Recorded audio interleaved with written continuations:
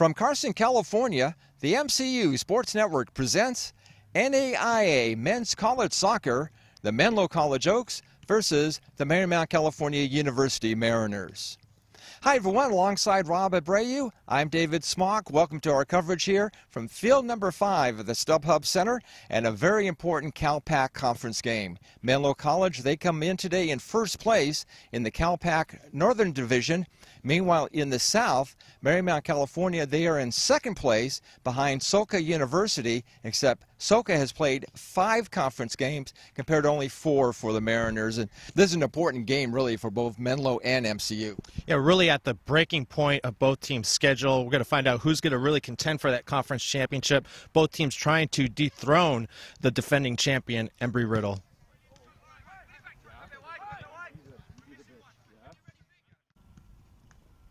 Robert Abreu here with Menlo head coach Eric Bucheri. It's your first year as a coach, first year going through the conference. Talk about the CalPAC conference and what you see out there so far. Yeah, I think it's a good, tough conference. I think every year has gotten better, and I think this year is the best it's ever been. So I'm impressed. I think there's some teams that have a little catching up to do, but the top teams in the conference are all very good, and there's no easy games when you're playing 2 good teams like you will today. You talked about a good team you're going to be playing today. What concerns you coming in to tonight's game against Marymount? Marymount's a really good team. They're big, they're athletic, they're physical. A lot of foreign players that are experienced and savvy, and yeah, we know they'll be talented, and they've had some good results. So they've got some good confidence, and they're hungry to get another one. So we know we got our hands full, and we're hoping we can give them a good battle. What are some strengths your team's going to focus on today? We know we need to get our rhythm going. They want to make the game a certain way. I think they like to play a little different style than we do, so we got to make sure that we find moments where we can get our style going. And we want to play well from the start. You know, when you're on the road against a good team, it's important to get a good start and kind of weather the storm a little bit and find moments when you can do what you do well. Well, Coach, thank you for your time. Thanks Good luck today. Thanks very much. We'll be back with more action.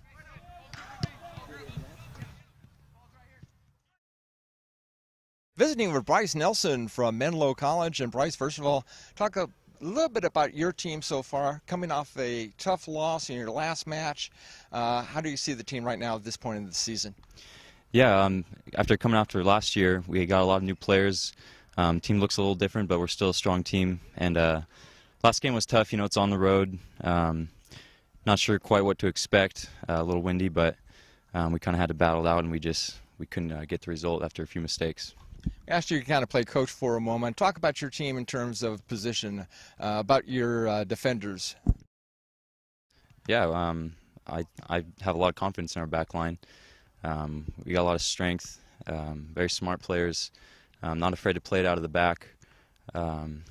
Yeah, good players. What about your midfielders? Yeah, our midfield is a big strength of ours. We have a lot of depth in the midfield, very fluid and dynamic. That's where the playmakers come from. Yeah, midfield's strong. And let's talk about the forwards up front. Forwards, we got Tung Lee up top, just a beast in the air, wins every ball. We just send it to him, and we just have faith that he's going to win that ball, and 90% of the time he does. Now, how did you come out of the San Jose area, end up at Menlo College? What was it like coming out of high school, deciding where you were going to go for college? Yeah, so for me, I had to take a couple years at junior college, save some money, and I played there. And that's when the coach at Menlo called me up and asked me to come play for Menlo. And so, you know, I did my tryout. I came out there, enjoyed the team, so I decided to stay. What's your major, and what do you want to do after college? I'm in sports management. I'm not sure exactly what I want to do. I like the idea of sports and bringing together community and the powerful tool that sports is. So I'm kind of exploring that still. Bryce, thanks for the visit. Good luck. Yeah, thank you.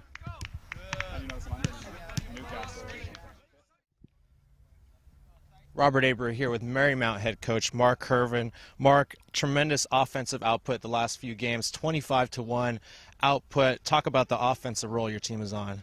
Yeah, we're a very much attacking team. I think every coach got a different style, and my style is to attack, and I think that's the best form of defence. That's my view. It's my upbringing in the game, and I try to install that in the boys. You know, it just seems that everything we've been hitting lately has been going in the back of the net. You know, can they continue that? But we certainly set ourselves out to achieve that. Can we expect this offensive output to continue? Maybe do you warn your team not to get down if they fail to struggle in the first half? Yeah, we always say, you know, we just keep creating, and if you create enough chances, you're gonna score a couple of them at least. But you know, I do warn the players as well that if it's 0-0 and it's 3/4 of the game's gone, we've got to make sure that we're defensively strong. Basically, if you don't concede goals, then you don't lose games. And I think what we set out to do is press high up the field and get numbers forward and try and do our defending in the attacking half. Let's talk today specifically about Menlo College. Coming into today's game, what concerns you about Menlo? Well, you know, going back to last year, I think Menlo, we played them twice. We tied with them at their place in an excellent game, and they beat us in the playoffs. And we certainly want to, that's our motivation to get our own back. I know they're a little bit different this year, a new coach, but I expect them to be extremely strong. I mean, I watched them on Friday against La Sierra. Thought they was extremely unlucky to come away with defeat. And they're going to give us a good game, and the boys have got to be ready for that. Well, Coach, thank you for your time and good luck today. Thank you. Cheers.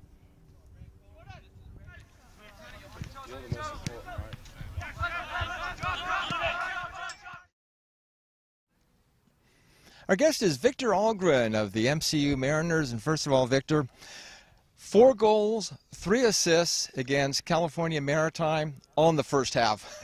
A great performance. Thank you.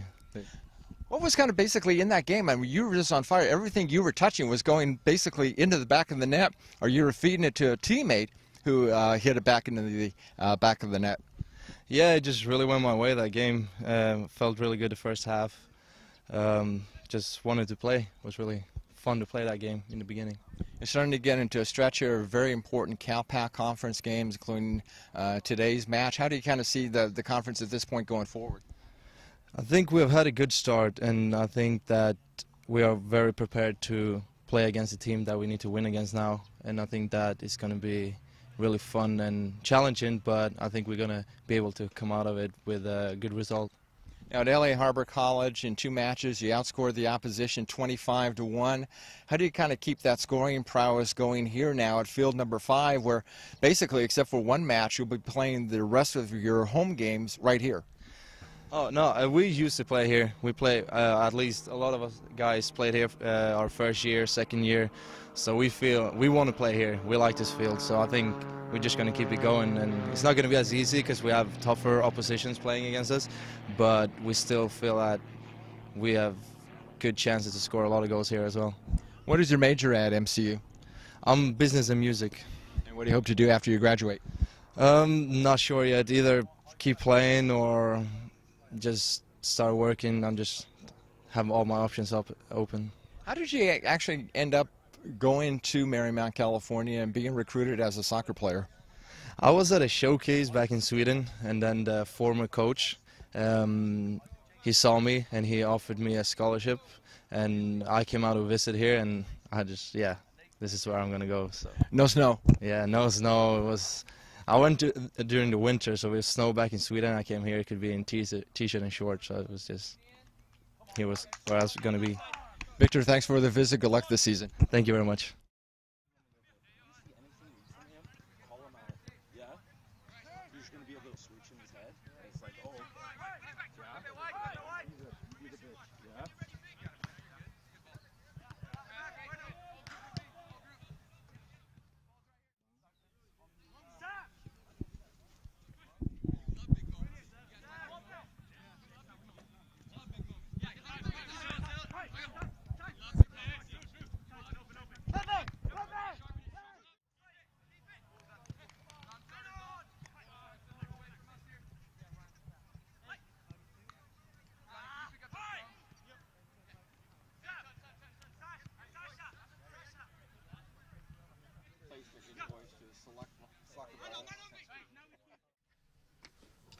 Good morning, ladies and gentlemen, and welcome to this morning's matchup between Marymount California University and Menlo College.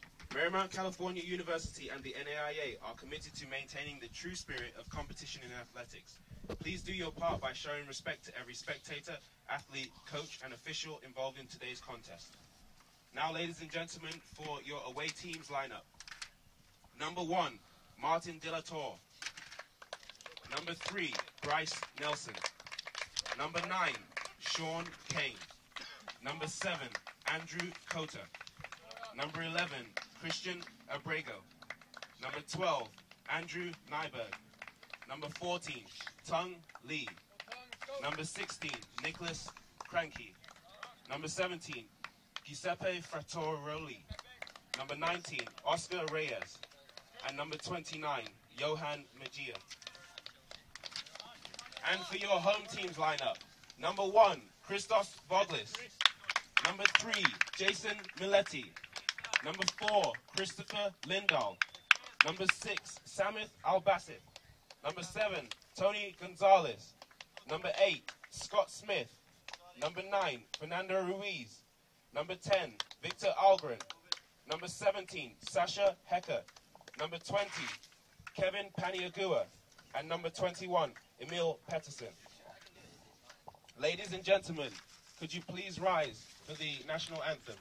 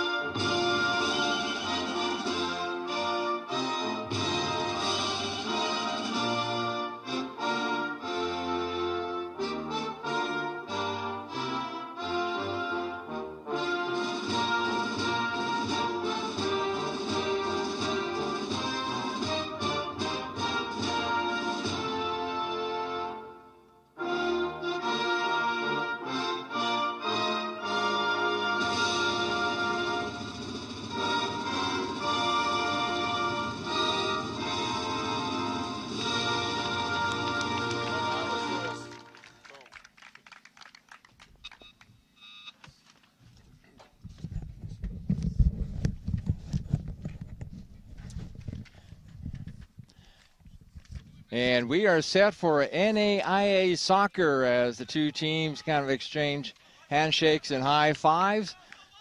In the first half, on the right, Menlo College in their white jerseys, dark blue numbers, dark blue shorts, as navy blue and white are the athletic team college colors at Menlo.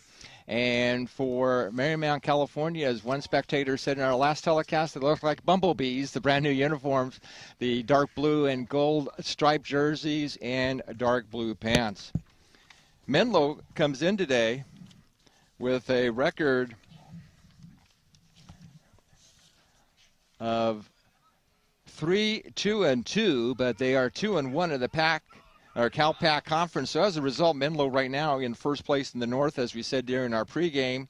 And Marymount, California, they are 6-2 overall, 4-0 in the CalPAC, and they are one game behind Soka, who's already played 5 home games.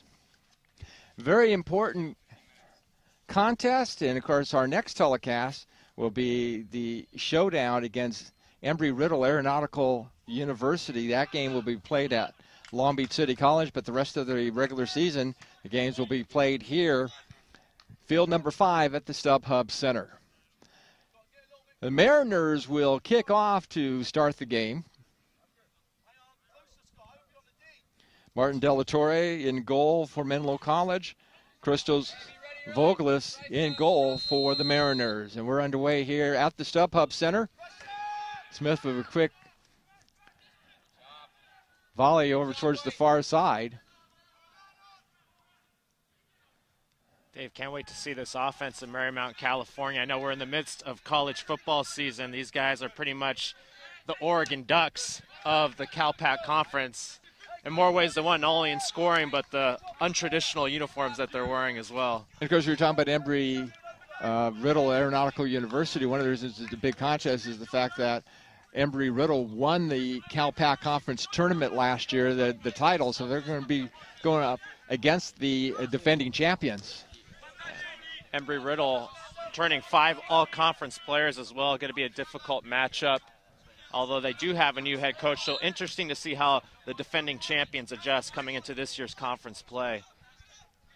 Some of that action coming right into your living room as Lee and Gonzalez were going up for a hitter there a couple of moments ago at the same time. Now would be a restart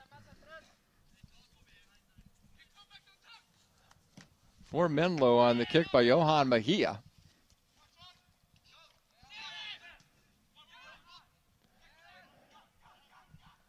Again, we know viewers may be joining us during the course of the broadcast. Let you know that, again, the Menlo College Oaks from Atherton, California, in the white jerseys, dark blue shorts, and the Marymount, California University Mariners in the dark blue and yellow horizontally striped jerseys and dark blue shorts along with yellow socks. And Victor Algren trying to get on a breakaway, had 4 goals, 3 assists in the first half of his last match, and that shot will clear the back fence and end up landing on the main entrance here to the StubHub Center. Of course, this is just one of 2 games taking place here at the StubHub. Some MLS action also scheduled. Boy, even there, Dave, you see the aggression from Algren, and you can understand why he's had such high offensive output. Very aggressive, taking a shot very early on. Battle for the ball as by Reyes trying to get control, but stolen away by the Mariners.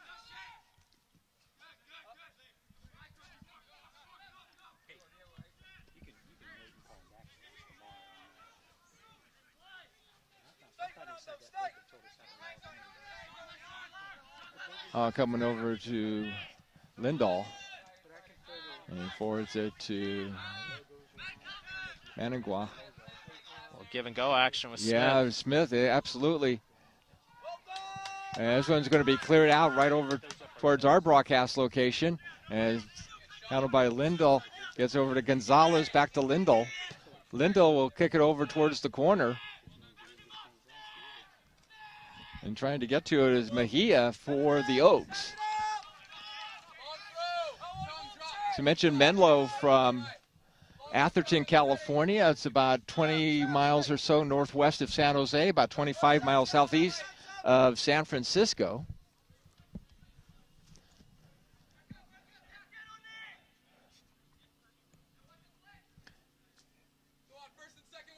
Big throw in for the Mariners from the near right corner. Boy, it always amazes me how the crosses the ball makes its way through the sea of bodies laying there. Just figured the percentages would be someone would make contact with the ball there. You know, as we mentioned, Victor Algren with 4 goals and 3 assists in his first half action in his last match. That was against the California Maritime Academy. Andrew Cota for Menlo. He leads the team in scoring for the whole season with 4 goals and 3 assists. There it is. There's the offense. And the Mariners score to lead 1-0. We'll have to see who's being congratulated for the goal. Looks like it was Sasha Hacker, the junior defenseman, 6'3". You see that 6'3", that size playing in a factor on the cross there, able to go up high and head that ball directly into the net. As now Marymount College already on the board, 1-0. So a Hacker with the goal, and Samith Al-Basith gets the assist, and it's 1-0 in favor of Marymount, California. You look at the height of some of the Marymount players. Algren 6'2", Hacker we just saw 6'3", Peterson 6'1". Figure that's going to play a big factor in their offensive output, as anytime they get near the net, they could just toss the ball up and get a header.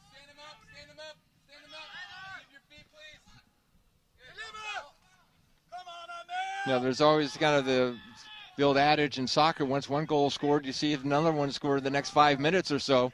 We'll see what happens in this contest today, whether Menlo gets the equalizer or whether or not Marymount, California gets on the board again, as Cota Again, the leading scorer for Menlo with the ball. Gets a shot, ricocheted off of Algren.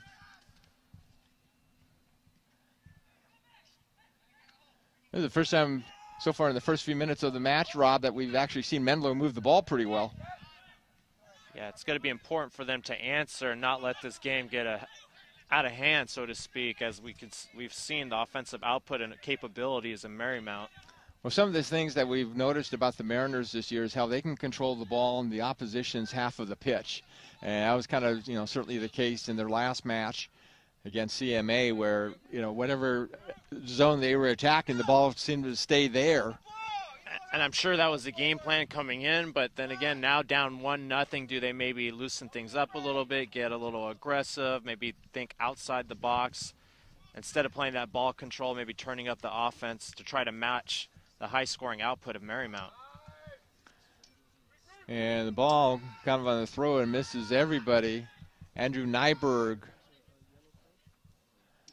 kicks the ball over to his goalie, the goalkeeper Martin Delatorre. Delatorre will kick the ball to put it back into play, a 6-foot junior out of Hayward. This one comes out to the circle.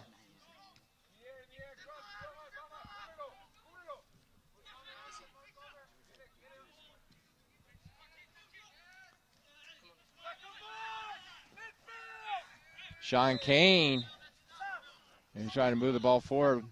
And a foul called, and that's going to necessitate a restart. Coming into the game, was tipped by one of the players to keep an eye on Tung Lee, the senior midfielder for Menlo. Talked about how his jumping ability, able to go up high in the air, but I see he's having a little difficulty matched up against the 6'3" Sasha Hecker. Keep an eye on that matchup as the game progresses. With the ball is Reyes. 1-0 in favor of Marymount, California. The goal by Sasha Hecker for the Mariners. Hecker, a 6'3" junior from Leonberg, Germany. The assist going to Samith Albasith. He's a 5'8" junior midfielder from London, England. We mentioned in our previous telecast that this is a very much an international roster for Marymount, California University. Menlo shut out 1-0 in its last match. They would certainly like to try to go back up north with a split on the 2-game road trip.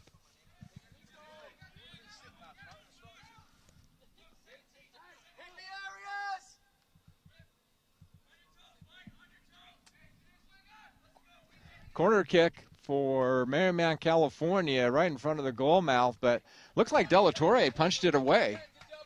Could be having another corner kick coming right up. Again, because of our broadcast location today, we cannot see the clock here, so we'll kind of run down exactly as far as when the scores were, when the goals were scored, etc., as far as time is concerned. Still early in the match right now. There's a little header to try to clear it out by Bryce Nelson. Comes over instead to Scott Smith. Smith gets it over on the far side. Falling down was Abrego trying to get to it for the Oaks. And shot on goal. That one's going to go wide right. Just got tipped off. That goal that Sasha Hecker put in came in at the 40-minute mark and 38 seconds of the first half. So they count down on the scoreboard here from 45 on down to 0. So it only took the Mariners not even quite 5 minutes to get on the scoreboard. Again, we know that viewers are tuning in at various points of the game here. So if you're following us the entire time, we don't mean to sound so repetitive, but again, if you're just joining us, the Menlo College Oaks from Atherton up in the Bay Area, they are in the white jerseys, dark blue numbers, blue shorts. And the Marymount, California University Mariners, they are in the striped dark blue and gold jerseys, dark blue shorts, and yellow socks.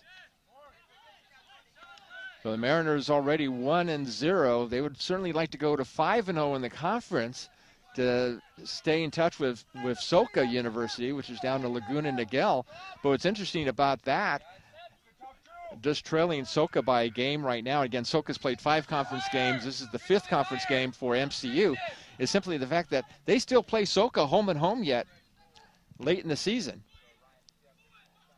With both teams undefeated in conference, you got to imagine those 2 games are really going to be pivotal in deciding who wins this conference championship. And, of course, the top 2 teams in each division, they will go to Prescott, Arizona for the 2013 California Pacific Conference Championship Tournament. So, obviously, you know, 3rd place doesn't do you any good. And finish 1st or 2nd.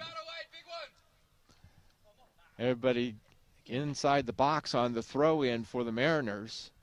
Again, just from where we're sitting, number 17, Sasha Hecker, just looks absolutely huge down there near the net. Could see why he put in that first goal. Definitely going to be a matchup problem for Menlo as this game progresses.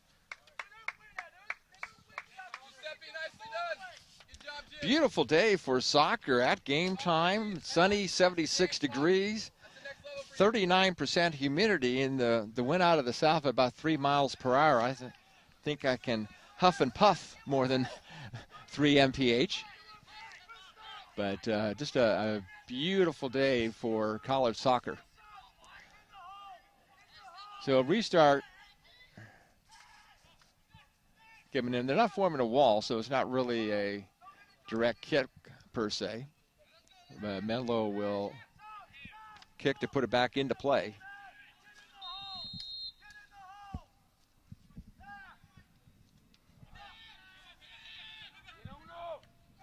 That's Hecker again, that size we mentioned earlier, heading that ball out.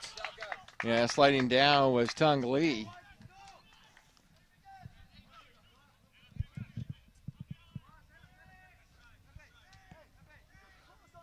Looks like we have about 34.5 minutes to go here in the first half. Andrew Cota. Well, it looked like he was going to do the restart, then Oscar Reyes faked, and finally Cota with a goal. And a header there went over the crossbar. I tell you, about 2 feet lower, Menlo College would have gotten the equalizer to tie up this ball game, as Marymount, California leading here in the first half, 1-0. Boy, that was a dangerous play for Marymount. We saw one of their defenders head the ball, actually almost headed it into his own net.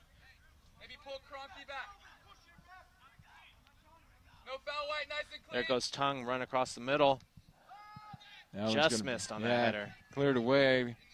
Federatori tracking it down for the Oaks. Another opportunity. This one's goes left, and Marymount's going to try to collect the ball. Play on. Good job, White. In the background, you may be able to hear Menlo College coach Eric Bucheri yelling encouragement to his players. Well, here comes Marymount. I tell you what, Menlo College might have missed out on some golden opportunities to even this ball game up.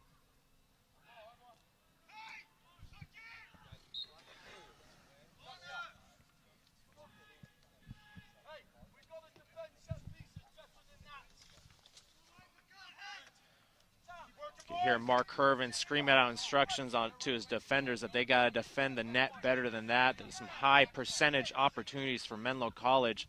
Very easily could have tied things up at 1 apiece.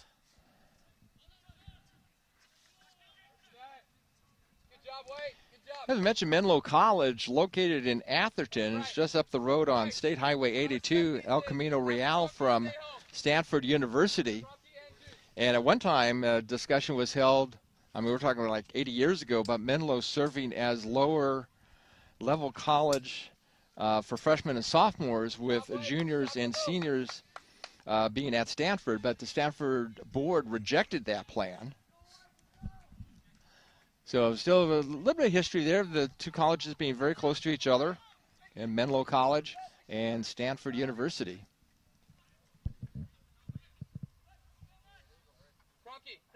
So a throw-in coming up for the Oaks,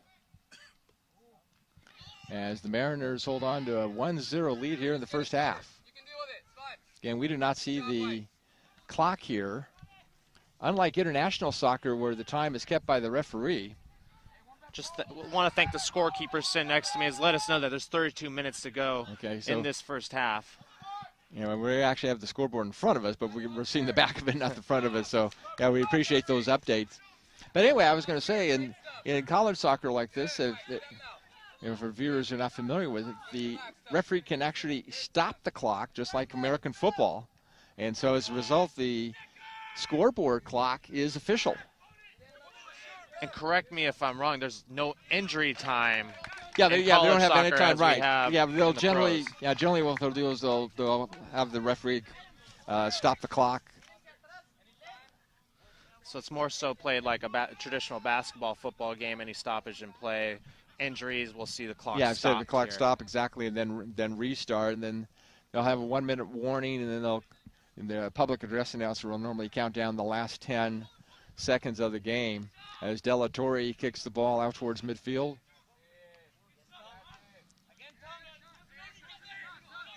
Tung Lee trying to win the race against Sasha Hacker.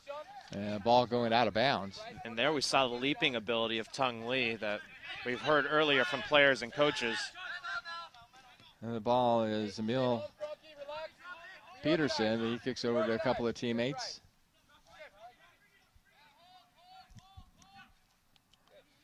Tell you, those yellow numbers on the back of the uniforms can be a little tricky at times. Let's see, Hacker getting the ball over the near side to Lindahl, back to Hacker. Back to Lindahl. They're just have exchanged little passes to each other. Now kick forward on the near side is going over to Tony Gonzalez on the right side, right in front of the goal, and trying to get a shot on goal. Appeared to be Smith for Algren, but the Mariners score on the follow-up to take a 2-0 lead. Looked like it was Victor Algren, but again, through all the bodies and deflections, we'll wait for the official word. Yeah, I couldn't tell between Algren or Smith. So we'll see if they're saying that it was indeed Victor Algren. So that's now one match plus with 5 goals. We'll see if there's any kind of assist that's awarded. We'll check on the time when it's get the official information. And David, but the Mariners have opened up a 2-0 lead. And I was just about to mention, it was interesting to see the conservative play coming out of Marymount as the defenders were passing back and forth. And right before I was ready to say that, we see the explosion, the kick downfield, the cross, and then the goal. And you just really see just what a high-powered offense this is. I mean, you really don't see these kind of numbers in soccer. It's almost like a video game score. Did they get the penalty? Yeah, I think they're going to call a foul, and we'll stop the clock for.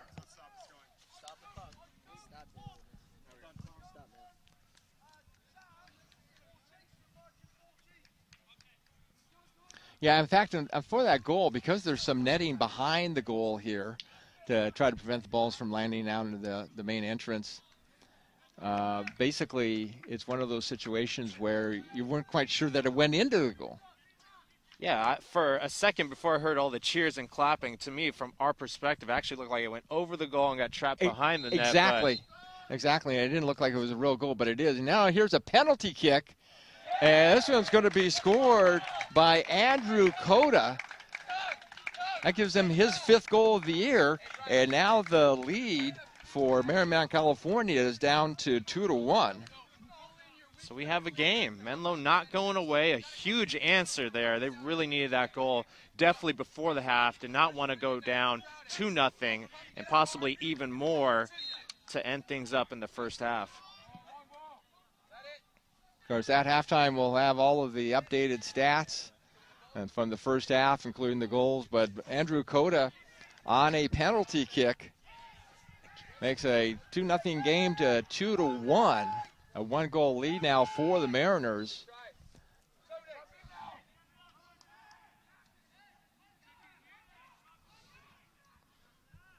Right now, about 27 minutes left, so we haven't even gotten basically halfway through the first half. We already have 3 goals here. 2 for Marymount, California, and 1 for Menlo. Air Smith with the ball, trying to kick it over towards the goal mouth. That one's going to be headed away onto the far side by one of the Oaks.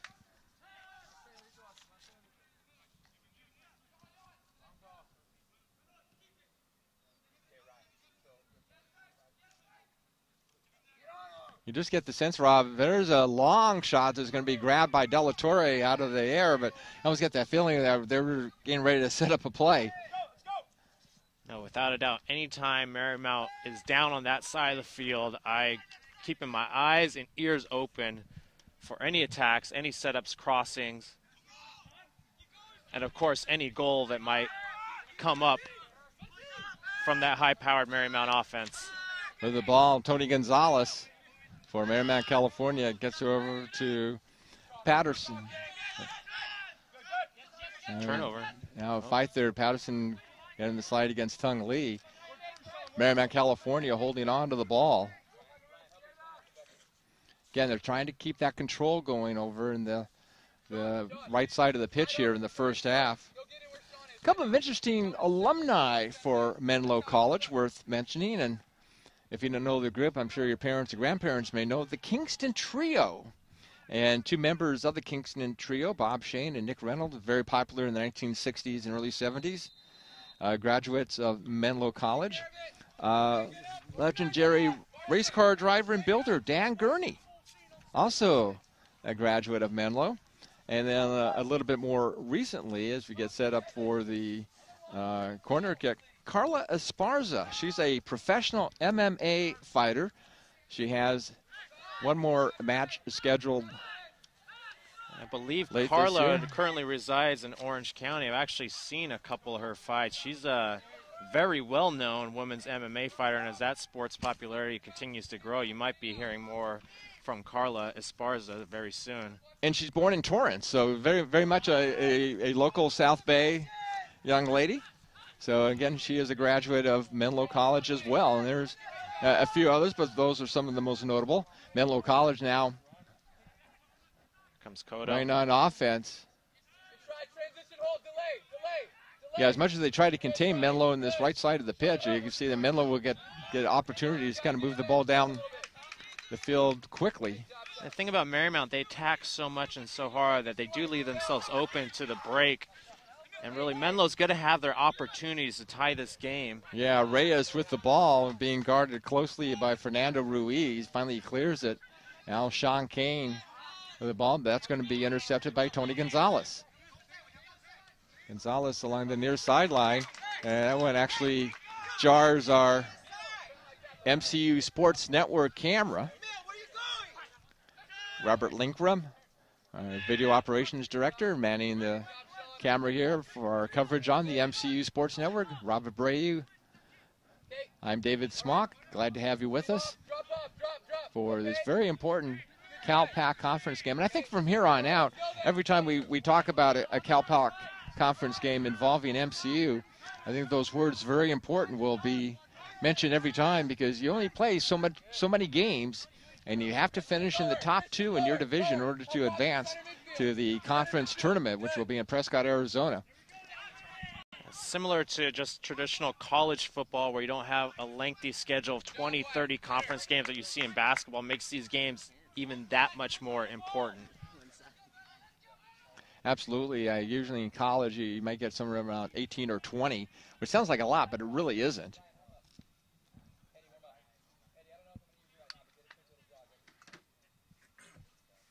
You know, we talked about it too, Dave. The early starts in conference really helps each team so much. And really the winner of this one is going to move to 5-0. Oh, there's a shot on goal by Christian Abrego that was high. And one of the things we haven't discussed, we're talking about stopping the clock. Well, you can also substitute. And right now, Jim Erickson, who missed the last match due to a little bit of a hamstring injury. Jim Erickson, a 5'5" junior defender from Kolsva, Sweden, comes into the ball game, and he takes over for Emil Patterson. And not only can you substitute, but in International Pro Soccer, you're limited to 3 substitutions. Here, a player can come out and go back in again later, which I think is really great. Gives that much more flexibility for college soccer head coaches.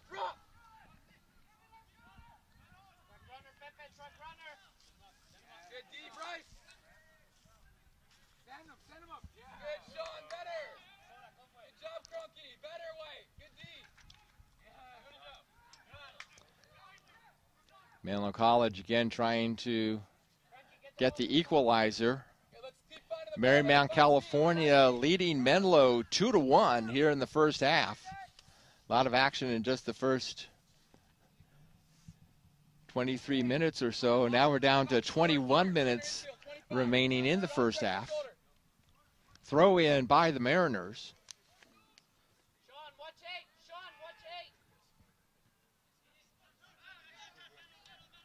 Smith trying to chase it down. Beautiful. And oh, they called the foul. He's tackled. I guess they're going to. I'll see if Smith's going to have the restart or who's actually going to restart. He's going to go back. You see Smith Albacete really limping and favoring his legs. Not sure how seriously hurt he is. Remember, he did assist that first goal for Marymount. Let's see how he kicks this ball. A little gingerly. Puts those high in the air, headed away. That might have been actually the goalie, Smith, collecting the ball. Smith being double teamed on defense. Nice kick over to the other side of the goal mouth. Now another shot on goal. That one is going to go into the back net. That was a beautiful play by Martin Delatorre. The keeper came out and just punched that ball away. Yeah, and that's more of we should discuss the difference between shots and shots on goal. And the short answer is a shot is any kind of attempt you make towards the goal. The shot on goal is basically the ball would have gone into the back of the nets if the goalkeeper was not staying in front of it. So actually on that last play, it was really a shot, not a shot on goal per se. But again, from our angle, we're kind of seeing things, even though we're next on the same side, parallel with the field. Actually, from the far side, it looks a little bit of a diagonal from our viewpoint. You can obviously see it better on television. Here comes Coda. Yeah, Coda doing a nice today. move around Christoph Lindahl. Lindahl comes up with the ball, being chased by Coda. Gets the ball over to Ruiz. Ruiz now gets it to Algren. Little give and go towards Ruiz, but on a couple of bounces, the ball's picked up by Martin Delatorre. That's great defensive work by Menlo there. Good job, guys. Good job, Sid. Win your battle, Christian. Can you get behind? Run behind. Run one behind, Christian. Love it. Good job, Wade. We have a player down. Yeah, one of the Mariners, and looks like it's holding his left knee. Number 17, Sasha Hecker, had the first goal in today's game. And that battle we've been circling in on, him and Tung Lee up for the header. Looked like he came down awkwardly on that right knee. Christos Vogelis, the goalkeeper, except for that one penalty kick by Coda that gave the Oaks their first goal of the game. He's been pretty much a spectator. Have a chance to, read the newspaper, do the crossword puzzle, maybe sip a little coffee. And obviously on that penalty kick, that's always tough. He's matched up against Andrew Coda, not an easy task to stop that. So really that goal really not on him. Yeah, especially when the Coda's being the leading scorer for Menlo College. Ball coming over to Coda. Now comes back over to Sean Kane. Tries to feed it to Coda, and this one goes high, right over our heads. Good thing it was about 8 feet up, and we were sitting down and not standing up. That might have been I was afraid that was going to mess up my hair, Dave. Throw in for Menlo College by Oscar Reyes. So we got 17 minutes remaining here in the first half. Marymount, California, the Mariners leading the Oaks from Menlo College 2-1. Scott Smith with the ball, moves it forward, trying to get it over to Tony Gonzalez, but this one goes high in the air. For a second there, I thought it was going to hit the light tower behind us. Get the feeling both teams have kind of settled in here after that offensive output in the first 10 minutes. Obviously, the score 2-1, but really things and the pace slowing down here later in the first half. Lindahl, the throw in to Hacker.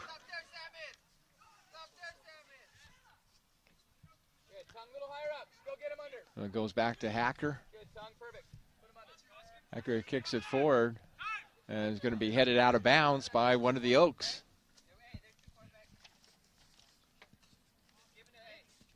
Mark Hervin is the head coach at Marymount, California University. His counterpart, Eric Bucheri, first season as the head coach at Menlo College. I want to thank both coaches and also Bryce Nelson and Victor Algren for joining us on the pregame show today. And get a little bit of an insight into this contest.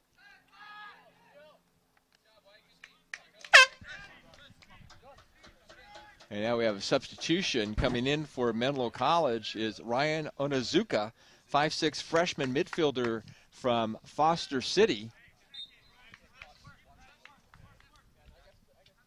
So Onazuka comes on for the Oaks. Della Torre with the kick out towards midfield. Getting the ball over to, well, actually getting to it is Abrego before Coda gives it to Coda. Coda trying to turn around, get a shot on goal. That one's going to be blocked away. It looks like possibly by Scott Smith. Boy, that was a beautiful center by Coda. Just the Marymount defender came in at the last second to knock that one away, but we see Coda continuing to fight here. He's been lived up to more than the hype today. Yeah, we couldn't see for sure, but I believe it was Scott Smith. They're just smithing out with the ball.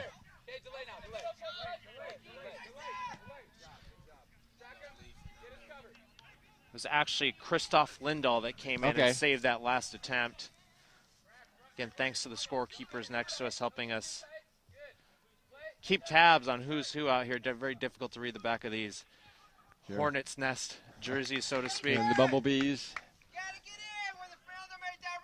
Of course, if they continue winning, and maybe the slogan "Fear the Bumblebees" may become popular on the Marymount, California campus. I'll tell you what, I knew Andrew Coda was the leading scorer from Menlo, but he has been all over the place this afternoon and very active on the offensive side for Menlo. We didn't mention how he has 11 points coming into the contest, and basically in college soccer you get 2 points for a goal and 1 point for an assist. But after Coda with 11 and there's a header goal for Marymount, California, as the Mariners make it a 3-1 game. Again, that was assisted by Samith Albasith. We saw him limping earlier, obviously okay now. We'll wait for the official word on who got that goal. But I did see Victor Algren down there. It was number 3, Jason Maletti, who's getting credit with that, the 5'11" defenseman, senior. Again, we talked about the international flavor out of England. Well, they always say in soccer that the most dangerous score is 2-0 or 2-1, because you always feel like the team that is down will come back and get the equalizer. Now that it's 3-1, and the Mariners can breathe a little bit, not too much, because we've seen that this is a pretty good Menlo team that can have opportunities to score. But basically, at this point, the Mariners starting to feel a bit more comfortable. No, without a doubt, I thought after Menlo scored their first goal and brought the score to 2-1 that the pressure was on Marymount. Now the score at 3-1, I think the pressure goes back to Menlo, as they really need to answer with another goal. And they have a player down for Marymount, California on the far side. No, don't stop. Ref, can you stop the clock? Stop. We're trying to see who that is, and we want to make sure we absolutely know for sure. Again, the clock has been stopped. So 3-1.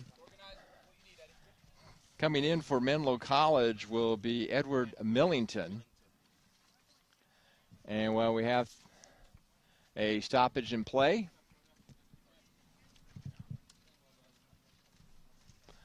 so right now a player being tended to on the far side, we'll take a break.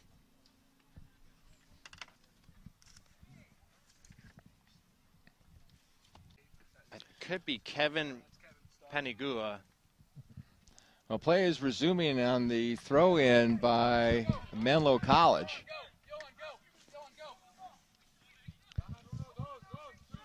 Again, Marymount College up 3-1 here so far, about 13 minutes to go in this first half.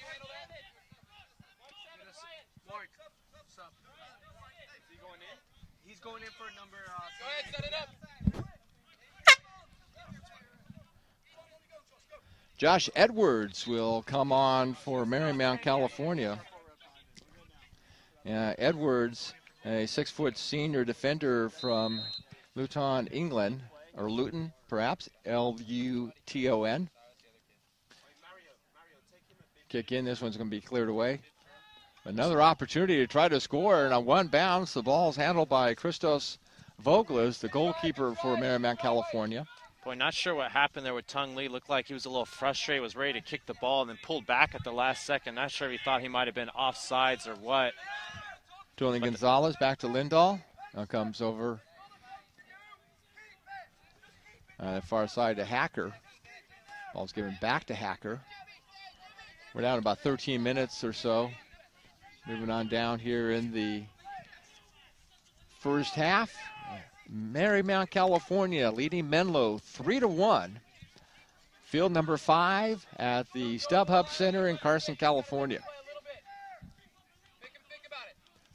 See a number of fans made their way here on the far side of the field. Ball comes over to Lindahl.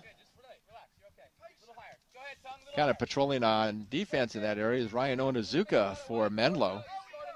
Hacker trying to draw a couple of defenders over to Lindahl. Really right now they're trying to play keep away.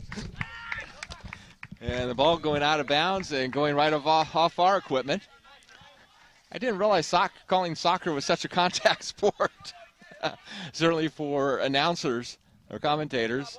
I've heard Dave Smock has a huge right leg, and they saw you open, so they figured they'd pass you the ball and maybe have you take a shot on goal. Hey, look, I was just going for holding on for dear life. In college volleyball, I've almost had 2 concussions, so. Anyway, battle for the ball over in the corner. That one's going to go out of bounds. We saw my horrible defensive skills there as I let the ball just come flying by. Yeah, actually, it kind of bent it a little bit. I really thought it was going to hit you. You're sitting to my left as opposed to me, but and I think our videographer, Robert Linkram, he was just glad that it didn't hit the camera. So 3-1 Mariners over the Oaks here in the first half. We've kind of seen bursts of energy by both teams up and down the pitch, and at other times we've kind of seen things kind of turn into a little bit of keep away as far as the ball is concerned.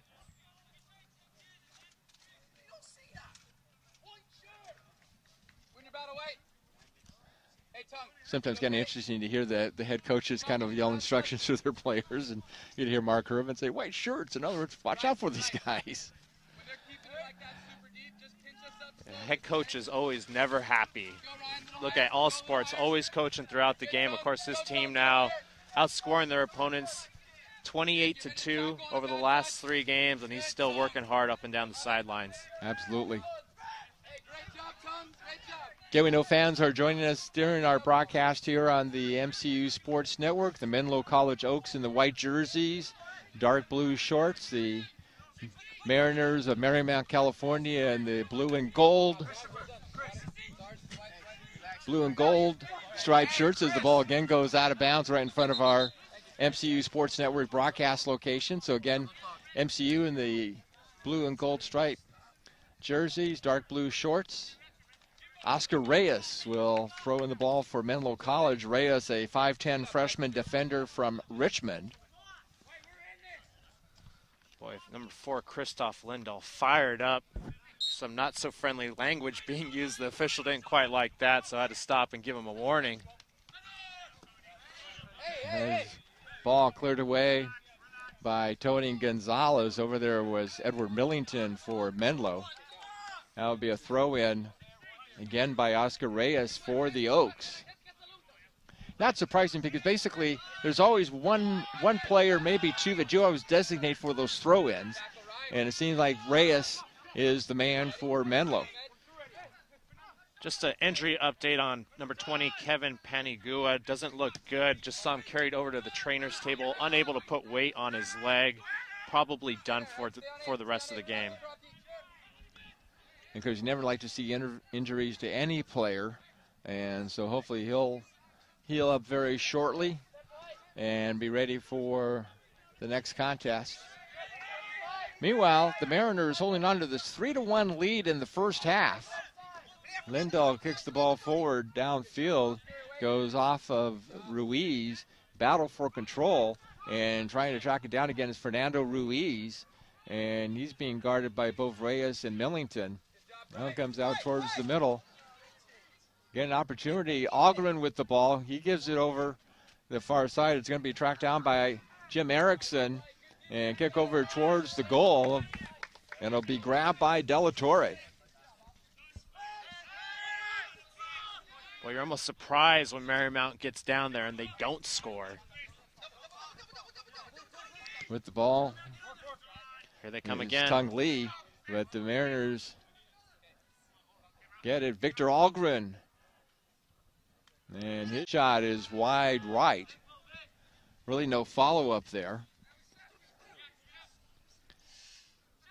Again, the Marymount California University Mariners 3, the Menlo College Oaks 1. And not sure if Algren was just trying to sneak that one in or he thought a teammate was coming down the far side and was a pass. I think he was looking for a teammate there for the follow-up. He was going to try to line it up. Going down and now slowly getting up is Tung Lee for Menlo. Get one back here. Get one back. Alex Kunkel will be getting ready to come in for Menlo, 5'10" junior midfielder from San Mateo. On the restart, Oscar Reyes for the Oaks. Mark 9, so don't let him get behind you. Get behind him. Ref, watch the foul. No fouls, White. Be clean.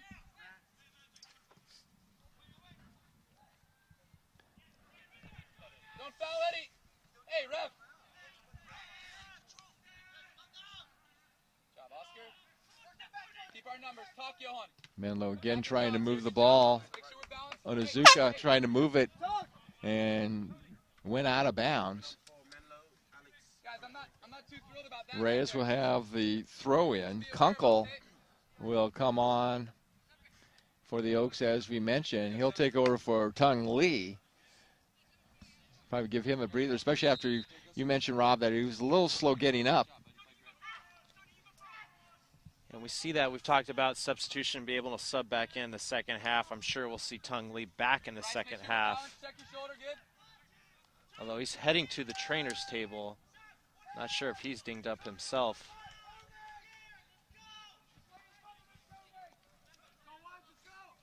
Throw in for Menlo from the left near corner.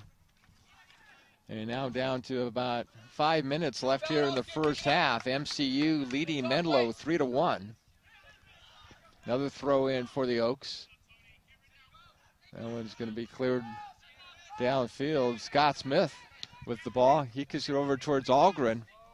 Algren now over onto the far side to Fernando Ruiz.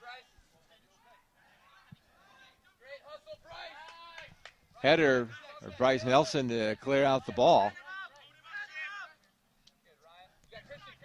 Now Onizuka. Bryce Nelson again clearing it. And right now, soccer ball is looking like a pinball, ricocheting off a number of players.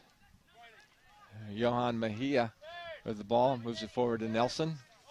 Just an update on junior midfielder Tung Lee. Saw him with a giant ice pack wrapped around his right shoulder. You think he might be able to return, but we just don't know quite yet. That would be a huge loss for Menlo in the second half. Oh my goodness, physical play collision down there. And Abrego, and some words in between the two players. Not sure who the Menlo, there's Abrego, and I'm not sure who the MCU player is. Sasha Hacker down there. It's okay, part of the game. Good job. Good job. Not sure I want to start a fight with Sasha Hacker. He's the biggest guy out there, but yeah, Hacker is 6'3", junior defender, as I mentioned, from Leonberg, Germany. Well done, White. Not really surprised to see things get heated there. I have noticed as this first half has progressed, a lot of chippy play going on here, very close to us on the sidelines. Every time the ball comes this way, seeing a lot of physical action between these two ball clubs. So Tony Gonzalez comes out, and Briley Venti, a 5'9" freshman midfielder from Glendora out of LaSalle High School, on the field now for Marymount, California. We were talking again about Coda having 11 points, being the leading scorer for Menlo. Well, after Coda, the next two players with the highest score is only at 6 points, and that would be Christian Abrego and Ryan Onizuka. So you really kind of, after Coda, not a lot of offense for the Oaks, and that's something that, obviously Eric Bucheri, the head coach of Menlo, certainly does not want to lose Coda to injury at some point during the season. Like I said, unfortunately, Coda's fine in this match, today. But just kind of looking forward as far as the rest of the season, it's pretty much Coda and everybody else after that, and not a lot of offense from everybody else after that, so to speak. And that's really what we've seen in the first half. They really just relied on Coda heavily. Really, he's just put the team on his back on the offensive side of the field and created all the opportunities that we've seen so far. And again, the penalty goal that he converted on earlier on in the first half. So without Coda, don't really know where the offense is going to come from when it comes from down to Menlo University. Kevin Becker, and the horn sounded, but Kevin Becker, 5'11" junior midfielder from San Carlos, will come over for Menlo.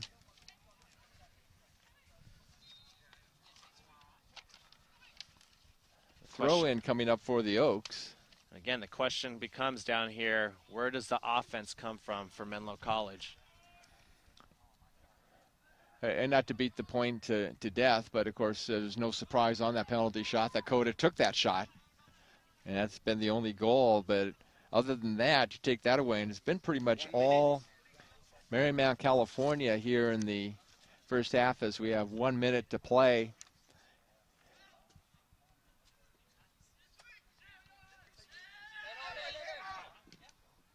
Well, near turnover there could have been scary for Menlo.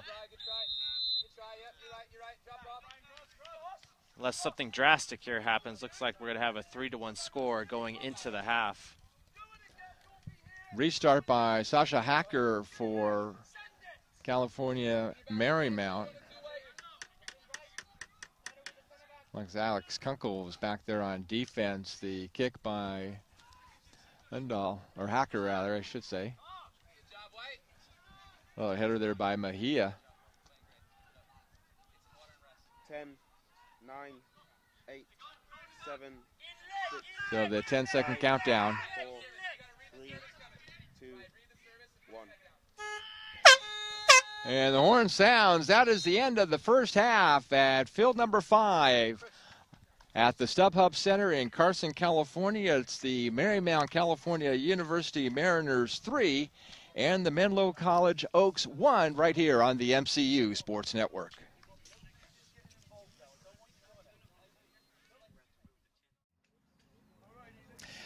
Our guest at halftime, Gary White, the athletics director at Marymount, California University. And Gary, you've been watching the action here. Your impressions of the first half? Well, our team's playing very well. They are very aggressive. We've controlled the ball most of the game, so I'm pleased with what I see right now. And they've backed off and controlled the ball when they needed to. And when they attacked, they really attacked today. Because this is kind of an expansion process right now for athletics here at Marymount, California. What is kind of the part that you have to work a little bit harder starting an athletic program? Well, the biggest part there is, of course, this is our 3rd year for soccer, so we've kind of got it established. But getting those early teams going, you're not as talented as you want to be early on, so you take some losses. But this is Mark's 2nd year with this program, and he's got his own guys in there now, along with some of the returners, and we're vastly improved from a year ago.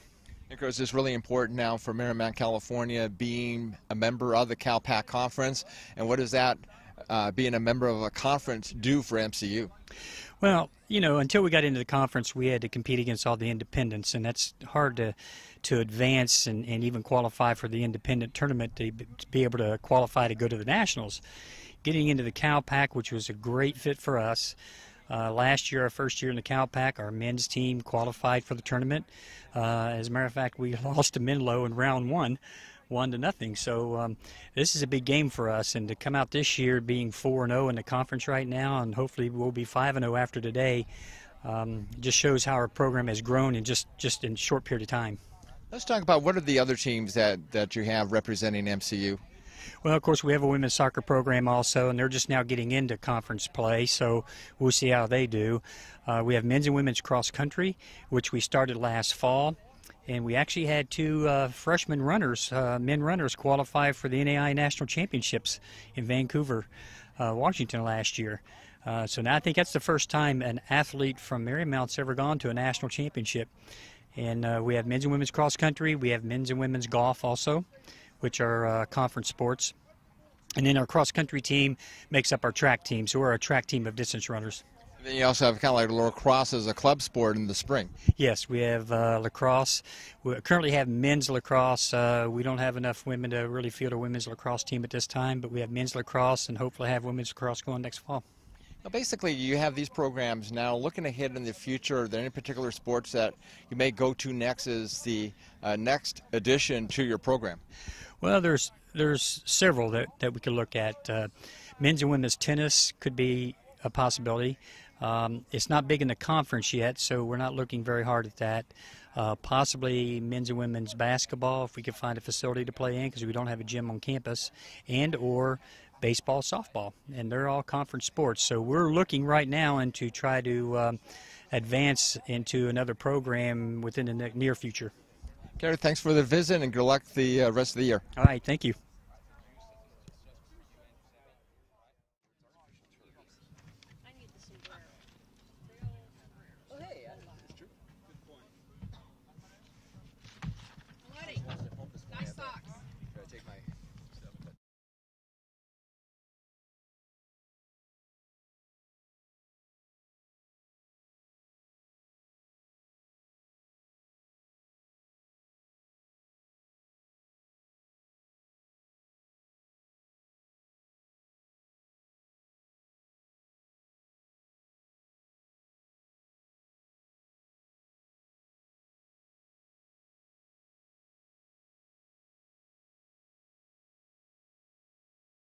When he blows the whistle, you press start. When he stops it, any goal, you stop the clock. Any yellow card, you stop the clock. Make sure it's running as well, though. Like when you press start, make sure it runs.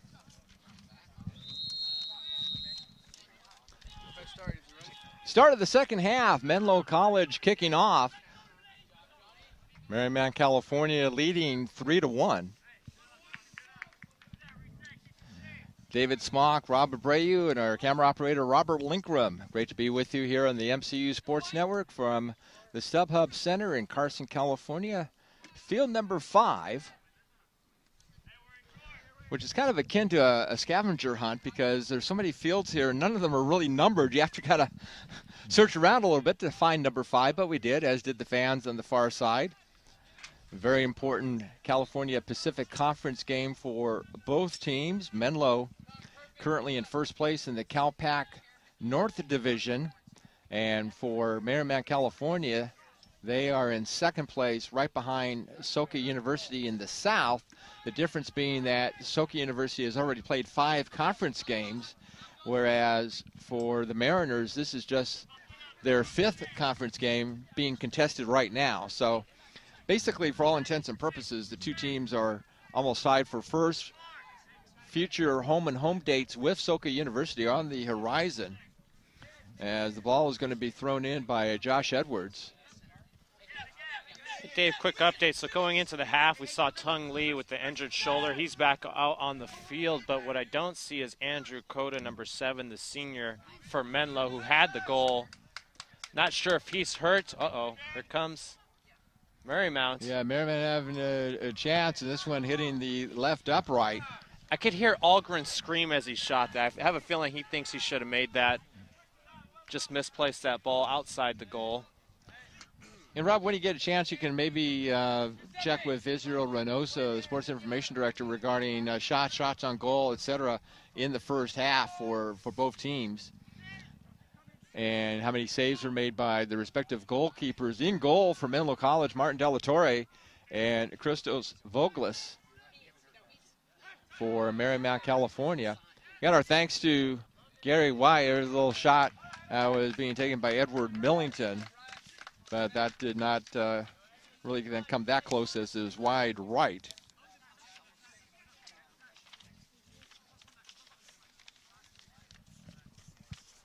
So Voglis will kick the ball back into play.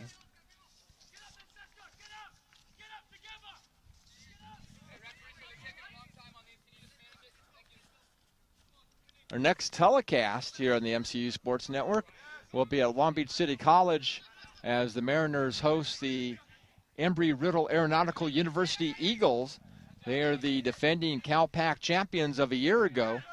Embry-Riddle also receiving some votes in the National NAIA Men's Soccer Poll. So a very tough matchup coming up for the Mariners, and we'll have that for you next on the MCU Sports Network, as Marymount, California plays host to Embry-Riddle. Received the first half numbers on the shots on goal. Would have thought it would have been a little bit different. Marymount with only 3. Would have thought it was more, so they connected on all 3 shots on goal. Menlo with only 2. And one of those coming on a penalty shot.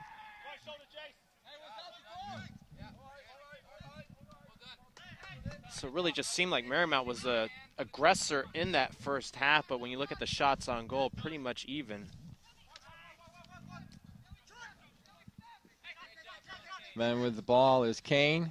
Tung Lee back in. And then the ball there for a second. Now kick forward for Johnny Ench to try to track it down, but he gives up on it. Ench, a 5'11" freshman defender from Long Beach. Now, something we've seen in the past, for 5 years covering games at nearby Cal State Dominguez Hills, and you'll see these Southern California players on rosters for Northern California teams, and you see the Northern California players coming down to SoCal. And I think it's one of those things, you get to be a certain age, a young adult, 18 or over, and kind of want to be away from home a little bit, and it's a chance to do that. Without a doubt. A lot of kids want to just leave home, get away maybe for college. Nothing wrong with that. Exactly. Actually, I certainly felt that way and had a chance to do that my last 2 years going to school in Tacoma, Washington. So I tell you, when you're 1,200 miles away from home, you grow up real fast. With the ball, Jim Erickson, he's trying to move it forward to Scott Smith. Smith being guarded, getting it over instead to Josh Edwards. Edwards kicks it over to the far side. Now the ball's being controlled by the Oaks. Menlo College, they find themselves trailing by 2 goals. Tung Lee being guarded very closely by Jim Erickson. Ball comes over to Ench. Back over to Millington. Millington trying to control it. It's stolen away by Smith. Smith on a give and go all the way downfield to Ruiz. Ruiz trying to see if he can get a shot on goal, but not in time, as Martin Delatorre will pick it up and put the ball back into play. Looked like Victor Algren having an equipment issue as he's been delegated to the sidelines, now limping. Not sure if he rolled an ankle or trying to walk it off, changing shoes possibly. Looks like he's going to come out. Well, one of the things we haven't discussed really that much is the fact this is an artificial field. And the Mariners are used to playing on artificial turf, but sometimes there's not as much give as natural grass. And because they've played so much on artificial turf, it's going to be interesting in that Embry-Riddle game, the fact that at Long Beach City College, that is a natural grass surface. And we'll see whether that matters or not. Here on artificial turf, the ball moves around on the ground a little bit faster than, say, on regular grass. So Marymount College playing with the man short here as Algren's getting worked on by the trainers down the sideline. Looks like working on his tape job. And the ball kicked by Al-Basif back to his goalkeeper, Voglis. Bogus puts it back in, and now he'll grab it again one more time. And one of the Mariners down on the field.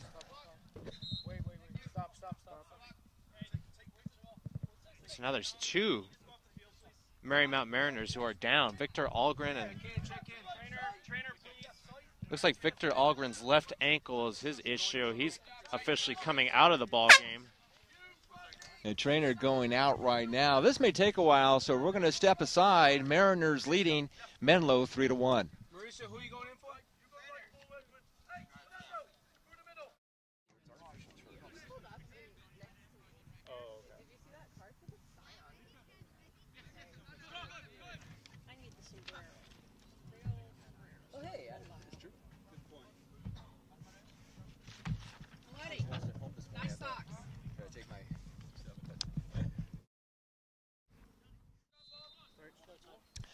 Throw in by Menlo. Christoph Lendahl, 5'9" sophomore defender from Sundsvall, Sweden, was the injured Mariner as he was being carried off the field by the trainer and his head coach, Mark Hervin.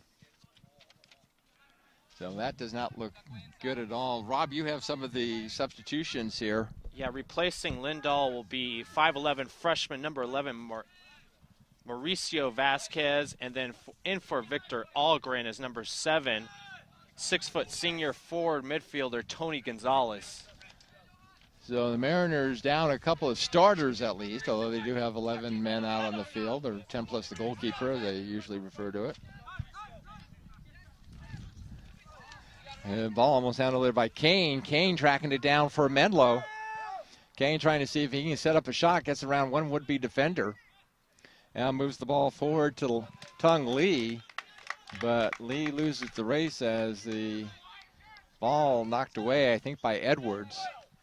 Voglis, ball over to Jason Maletti. Lee was a little bit frustrated there, pounded his fist into the ground. You could just sense that was really a golden opportunity for Menlo to close the gap from 3-1 to 3-2 on that cross.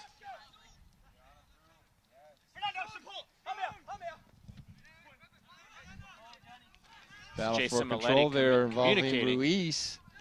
And he gets free to set up an offensive opportunity. A shot on goal hits the crossbar. The follow-up, I think that just went outside of the net. But boy, I tell you, bang play around the goal and a couple of opportunities. And unfortunately, the Mariners that time could not get the ball into the back of the net. Oh my goodness, that was about as close as you can get. Looked like Tony Gonzalez followed up that shot off the crossbar with the header and was just inches, if not centimeters, away from putting Marymount up 4-1 here in the second half.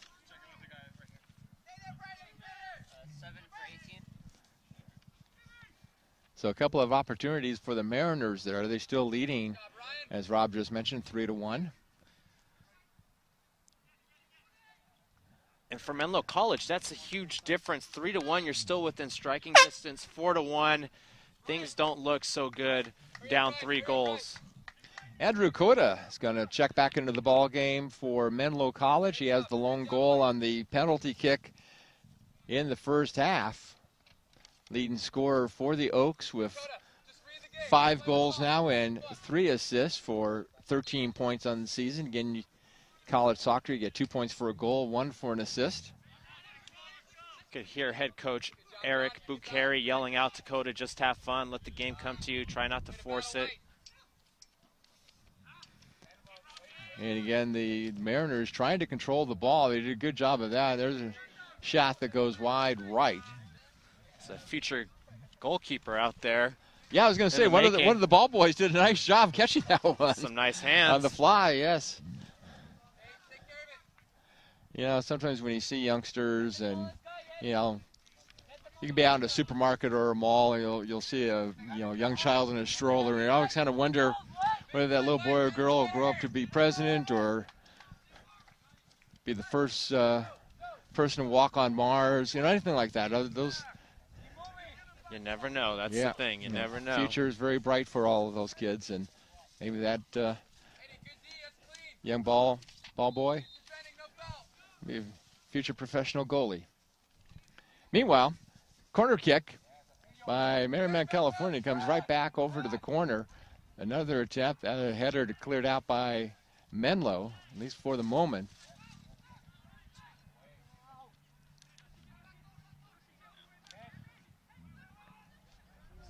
Oh, there's the header. A shot that Delatorre had to dive for. Boy, what a beautiful play by Marymount. I know they weren't successful there with the goal, but when you see plays like that, you got to be happy with the teamwork. Now the header by Fernando Ruiz, that one had a good chance. Like I said, Delatorre really had to fight to control that one.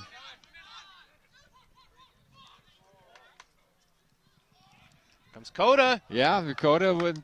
My goodness.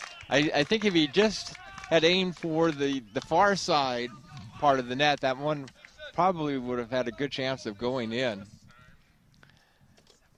So 3-1 in favor of Marymount, California here in the second half. All of the goals in the first half.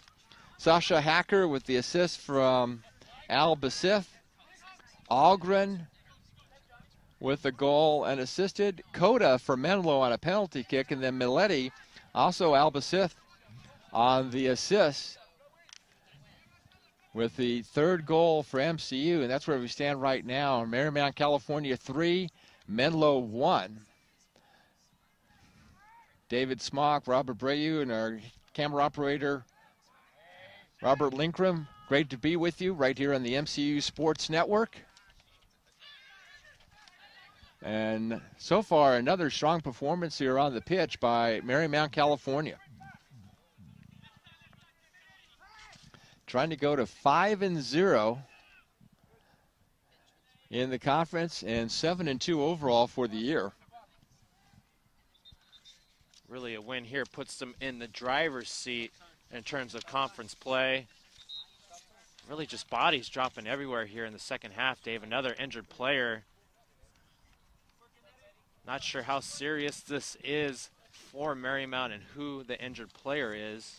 Of course, we've already seen Tony Gonzalez come in for Victor Algren, and Christopher Lindahl as well went out with an injury for Marymount.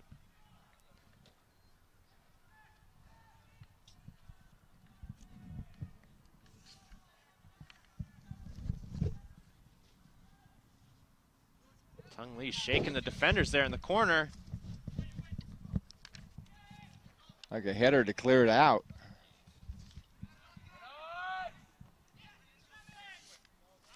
Scott Smith trying to get away, but he's going to be marked off the ball by Federoli and Mejia for Menlo. Got away with one there for a second, a late whistle. Mejia grabbed the jersey, was able to see it from where I was sitting, but fortunate enough the referee was able to catch that and blew the whistle.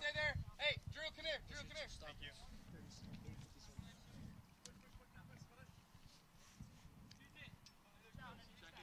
Checking in with me.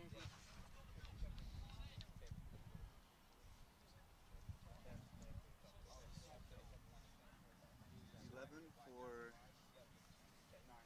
9.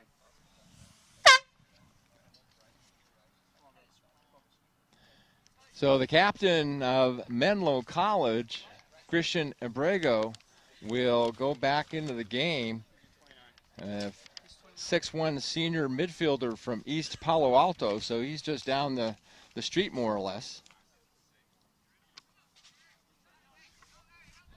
Right now, 30 minutes and 53 seconds remaining in the game. Albacete got to kick this ball, already 2 assists on the day. Yeah, Albacete on the restart. And that's going to be grabbed out of the air by Martin Delatorre. Delatorre coming in very low goals against average. I think he's somewhere right around the 1 to 1.5 mark. And you've got a goalkeeper with that kind of GAA, you know, he'll keep your team with a good chance of winning more times than not.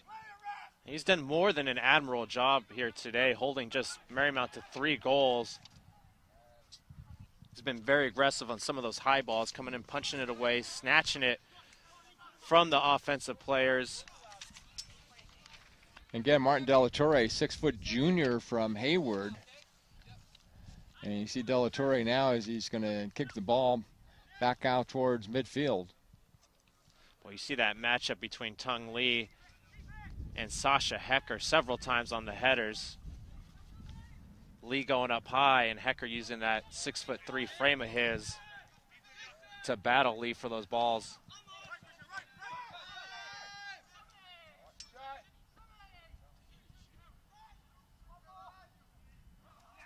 Hey, there's another goal for Marymount, California. I tell you, that was a situation where you just had a bunch of bodies in front of the goal mouth, and the Mariners now make it 4-1. We'll see who's going to get credit for that. Looks like it was number 9, the junior Fernando Ruiz.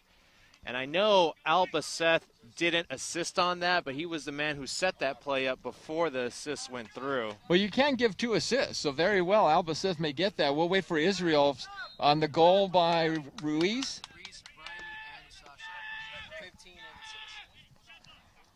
So we're getting Briley Venti and said Albaceth. And Sameth Albaceth with the assist. So that's 3 assists on the day for Albaceth. And it's now a 4-1 lead for the Marymount, California University Mariners. And on offense, they're trying to get more. It's like that Oregon Ducks. We mentioned the analogy in football. They just don't stop. They love to keep just putting that pressure on.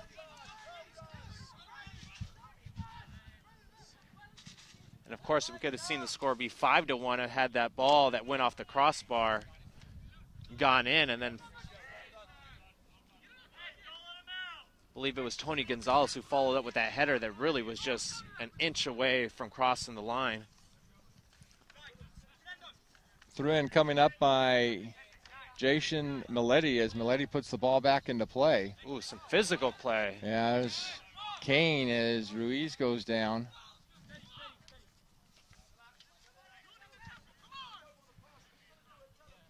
Well, I know the foul was on Menlo, but Ruiz has got to be careful with that elbow. Saw it come down in a violent fashion. Had that connected, could have been some trouble for the Marymount College player. Now Samith Albacith on the restart for the Mariners.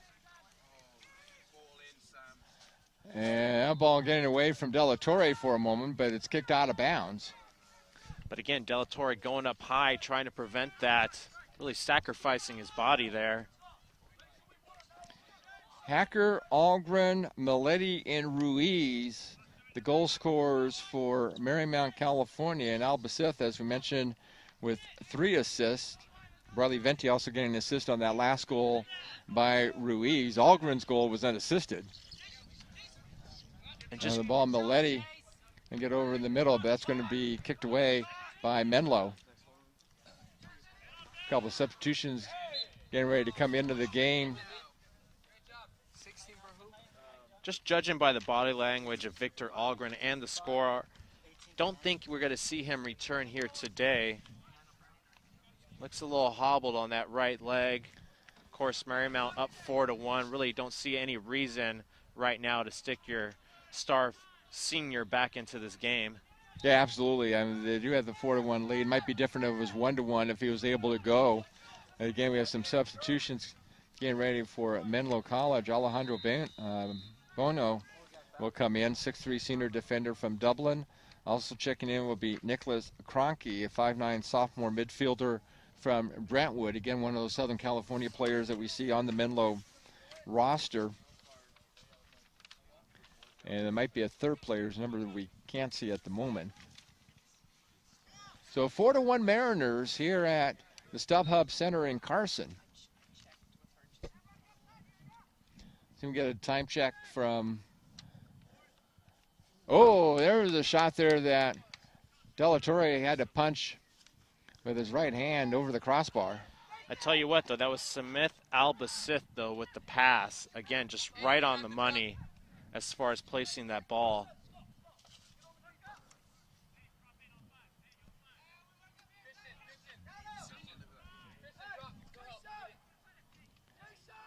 Corner kick coming up for Marymount, California.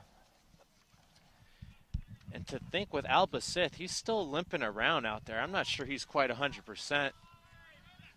And the fact that he's placing these balls just right on target, 3 assists on the day, really just tremendous performance.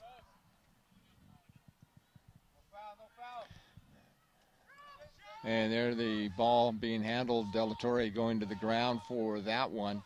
We talked about the home and home series with Soka University, and the home portion for the Mariners, that will be one of our upcoming telecasts here in the MCU Sports Network, with first place possibly on the line, and that's actually going to be the first game of the home and home series. The other one will be played down in Laguna Niguel.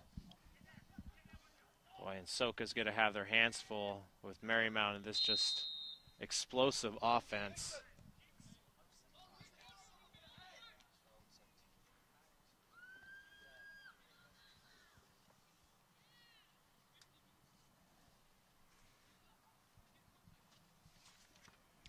The substitutes for Menlo still waiting to come in right in front of our broadcast location.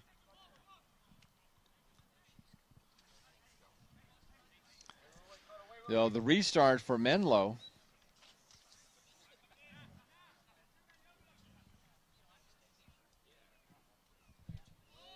Now just under 24 minutes to go. That one's going to go wide right and goes out of bounds. So finally, Alejandro Bono, Nicholas Cronky, and also checking in Ryan Onozuka. 3 new players out on the field for Menlo as the Oaks trail by a score of 4-1. Looks like there's going to be a substitution as well for Marymount as Nicholas Ybarra. Looks like Albacith is down. We've talked about him limping. I'm not sure if it's an ankle or a cramp.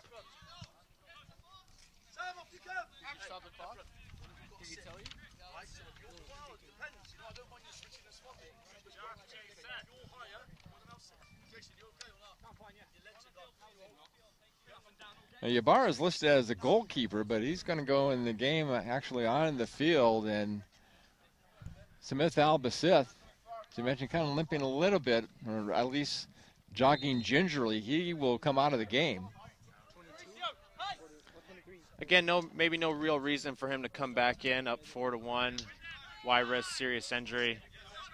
Exactly. It's this point of the ball game where you really want the players from both teams to stay healthy. For Menlo, they just want to get out of this one and go back up north. And the Mariners, they want to win this one injury-free and then get ready for the next contest. Oh, nice steal there, but they're going to call a foul. Mauricio Vasquez, as he was trying to steal the ball away from Giuseppe Frateroli. And Frateroli will have the restart for the Oaks.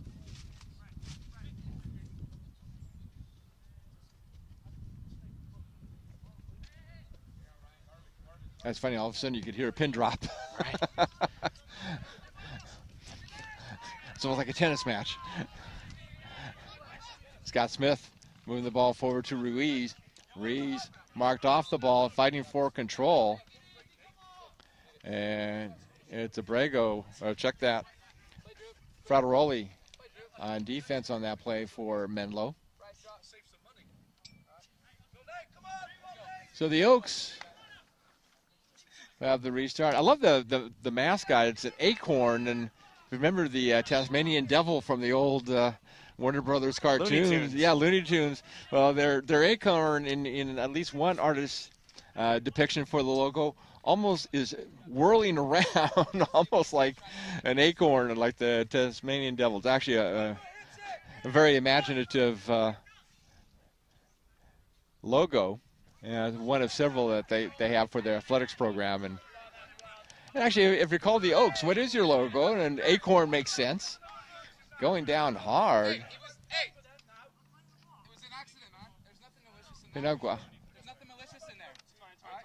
You're talking about my guy. Chill out. It's an easy foul. Don't try to snook a card out of him. He's annoying the shit out of me. So Jason Milletti will have the restart for Marymount, California. Winner, header, white.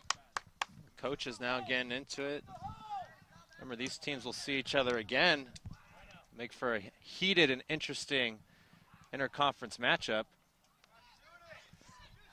Tell you what, this Marymount team, there's no lack of personality. I heard team captain Jason Milletti and coach Mark Hervin arguing over whether Milletti had any legs left or not during the timeout. Really, do you have any players that were going to come over to the coach and go, sorry, coach, I want to no come more out. legs? Yeah. Yeah, I think even they were down to one leg, they still want to be And at out 20 there years a little old, bit. is there such thing as having no legs left in you? Usually we hear that at 35, 38-year-old NBA veterans. Well, I know I have no legs left, so I think I'd last probably about maybe 45 seconds to a minute. Yeah, if you ever On a saw good me day. jump in high school, you would say I never had legs. But I think Sean Kane might be checking in back into the game soon for Menlo. Shot over towards the goal mouth, but it really was kind of a little bit on the near side of the goal. I don't think it really had a good shot of going in unless.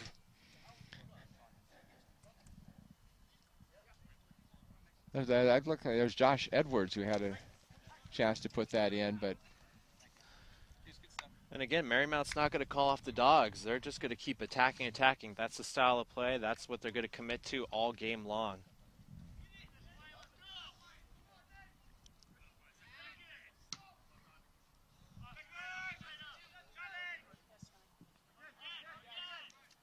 Oh my goodness, another physical play. Yeah, it looked like it was Ruiz trying to go over the back of Bryce Nelson. Yeah, Bryce Nelson. And Nelson was going up originally for the header. Missed that.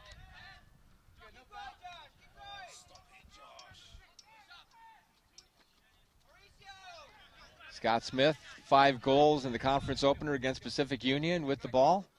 He'll just kick it back over towards his goalie, but charging quickly is Andrew Coda. Coda was trying to catch Vogelis napping, but Vogelis handled the ball just fine for Marymount, California. Smith, he's going to kick it way over to the far side. Now you kind of get in that, prevent defense, like say for basketball, or just kind of basically kick the ball around, try to keep it away from the opposition as much as possible, especially leading 4-1. You're right, they haven't called off the dogs. If you get a 5th goal, you'll take it. But the bottom line ultimately is the fact that. Yeah, in football we see the prevent defense before the invent of the shot clock in basketball. It used to be the 4 corners. Actually, Dean Smith very heavily criticized by some basketball purists for going to his delay a game 4-corner offense with all the talent he used to have at UNC. Sure, and it's kind of the same thing here in soccer. Some will call it playing keep away. Whatever you can as that clock is running and keep it running. But I would argue that Marymount's done their work today. They've done their due diligence to try to win this game up 4-1. It's one thing to play keep away at 1-0. Right. But at 4-1, they've earned the right to win this game. They've earned the right to play keep away. Scott Smith with the ball for Marymount, California. We'll check with Israel as far as the amount of time left in the game. And right now we're at the 17:20 remaining. Oh my goodness, that was a shot that almost went in. Della Torre had to dive to his right. I didn't even get to see that. I think it might have been a crossing pass. It might have just snuck in there. Very fortunate break for Menlo. That's about 3 opportunities here where Mariners could have scored and just kind of missed. Edward Millington will check back in the game. Millington, a 5'10" junior forward from Penn Valley. That's just east of Yuba City.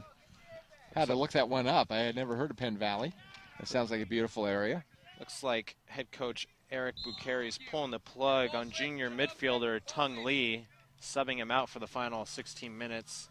Probably be the last time we see Lee today. Well, we noticed Lee earlier was kind of limping a little bit and had the shoulder injury at half with the ice pack. I think he made his way already directly. Instead of directly going to the bench, he went straight shot for the trainer's table. You know, sometimes in soccer, it's not so much like, you know, having a player not back in for this game. You know, for Coach Eric Bucheri, you know, he's. Oh my goodness! Gosh. An unbelievable shot. Wow. Vogler thought he had it. The next thing you know, goes to the back of the net, and now it's Coda getting his second goal of the game, and now the MCU lead is 4-2.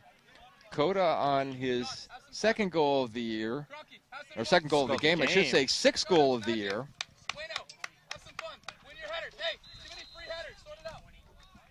Maybe able to hear Coach Eric Bucheri in the background. He's excited. He's trying to tell his players, look, we're right back into this one. Officially, that goal is coming with 16 minutes and 20 seconds left to go in the game.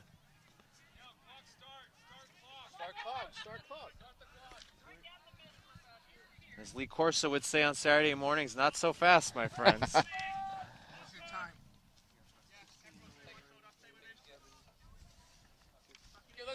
So about the 16-20 mark, Coda for his second goal of the game.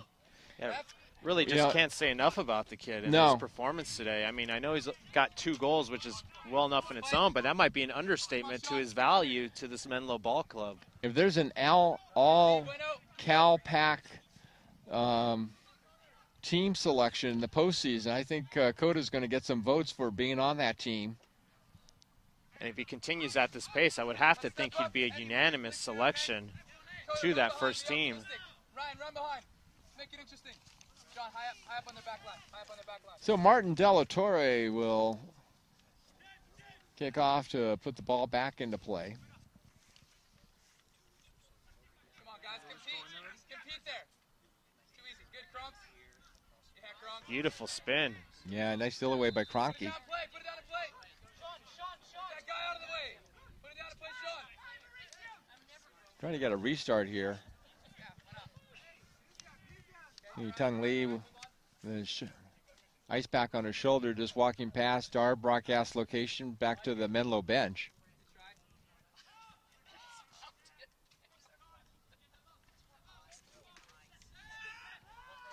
Of course, now time becomes a factor. How much do you push? How much do you rush if you're Menlo? Hey, bueno. Play. Let's go, let's play.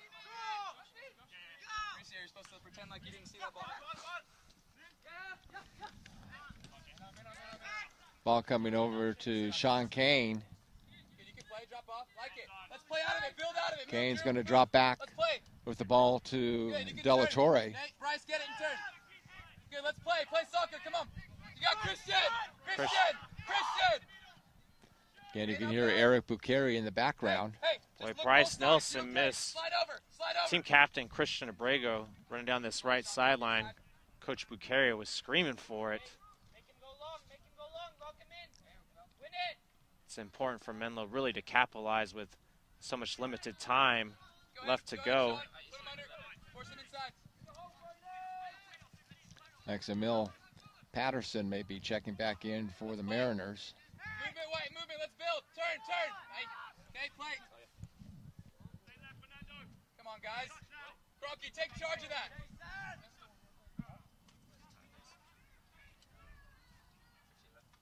And shot there goes wide left. Emil Peterson, the 6'1 junior, just missed there. Yeah, it looks like Peterson, but they actually say Patterson because it's Petterson.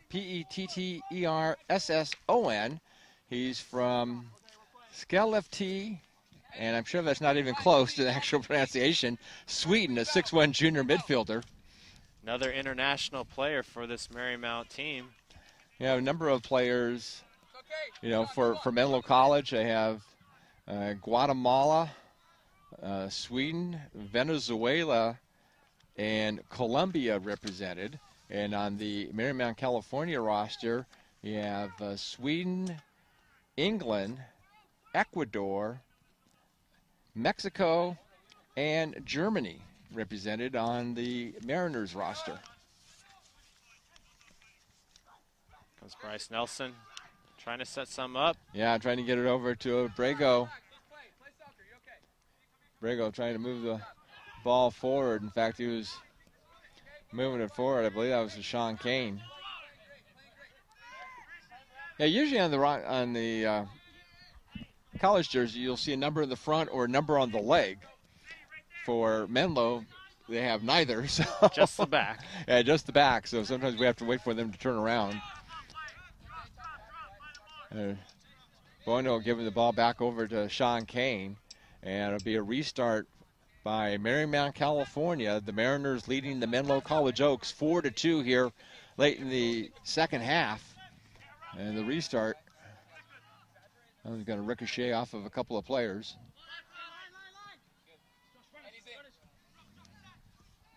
The ball is Kane. Game being guarded by Smith. Boy, grabbing the jersey. Yeah, I was going to say Smith actually grabbed the right, or check that left sleeve of Sean Kane. How about the ability of Kane, able to stop on a dime, change direction there? Kane's a 5'9" junior midfielder from Floda, Sweden. Ball moving forward by Brego. 5-4 coming over to Kane now on the near side. Now just 11 minutes to go. Yeah, Onizuka is trying to do one of those real heel kicks to move the ball down on the turf right now is Tony Gonzalez. Yeah, I think he's going to require attention. I'll tell you, the trainer today has been a very busy person. Really, the injuries just piling up. Got to wonder what the outlook is going to be for both teams coming out of this game. Well, you know, we said earlier, I certainly don't like to see injuries, and any injuries we've seen today hopefully will be, rest and maybe some aspirin or whatever, and a couple of days off, and then get ready for the next match, because you certainly hate it where, players be injured to the point where they're missing game action. Without a doubt, hopefully we're just seeing bumps and bruises out here today and nothing serious that would require anyone to miss any time. Yeah, because let's face it, the players live for this. This is, getting out there on a pitch and playing another team. That's, kind of what they live for. And I'm sure sometimes they dream about it at night, etc. You're going to call a foul. I think it's going to be against Smith. The restart coming up. Bryce Nelson. And of course, as a fan, sometimes you take these players, for granted. Their time here is limited as well. Only 4 years at a university. None of these guys are guaranteed a spot on a professional team. And if you look at the statistics, it would tell you less than 15% of these guys are going to play anywhere after their college experience. Sure. That one's going to land over towards some of the fans. Good turnout today. Fans taking in the game here on field number 5 at the StubHub Center in Carson. David Smock, Rob Rayu, and our videographer, Robert Linkram. Again, great to be with you here on the MCU Sports Network. We have a lot more action to show you this season. We'll also have a chance to take a look at the women's soccer team for Marymount, California University a few more times as well. Smith kind of marked off the ball.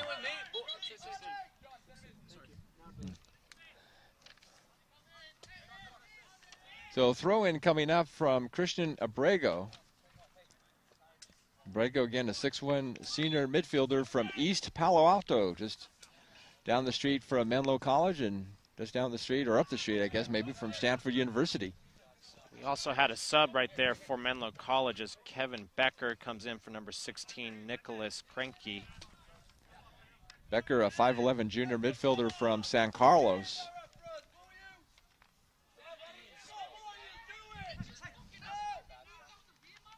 So 4-2 in favor of MCU. They just want the clock to run down as much as possible as Ruiz trying to control the ball, being heavily marked by Bono. Now the ball, Millington. Ball cleared away. Comes out over to Briley Venti for the Mariners. Venti trying to move over towards the middle of the field, still in control. And finally is tackled, goes down to the turf, and possession goes over to Menlo College.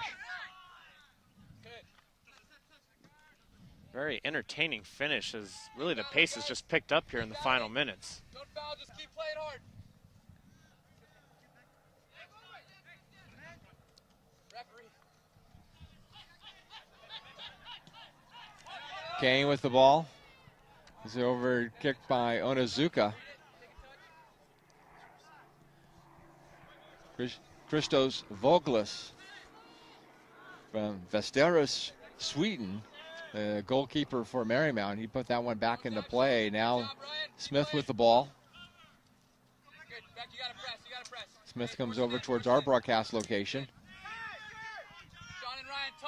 Kicks that one forward. Look like it could have been Yabara. Ooh, Kane goes down. Could have been a foul there.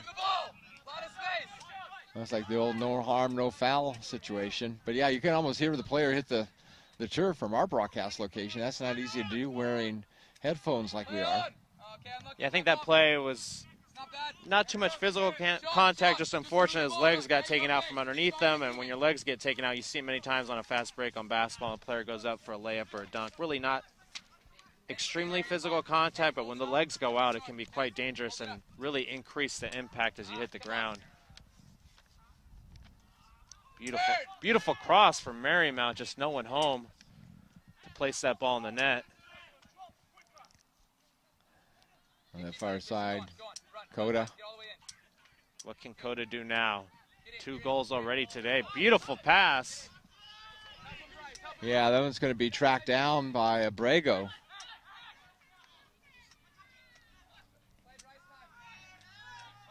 Now Bryce Nelson having to go back and pick it up. One of our pregame interviews. Nelson, a 6'1" senior midfielder from San Jose. Nelson has the ball ricochet off of Venti. Now coming up with it is Coda. Marymount now just packing it in. You just see a wall of defenders there waiting for Coda to attack. Yeah, they did not even have a single player beyond the midfield line.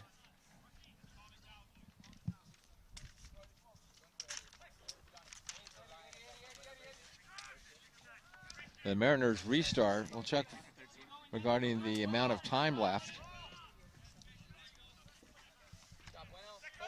Yeah, Alex Kunkel and Johnny Ench getting ready to come back into the ball game for Menlo College. Smith with the ball as we're down to about 5.5 minutes remaining in this contest, and the MCU Mariners leading Menlo College 4-2 as the Oaks still find themselves trailing by a pair of goals.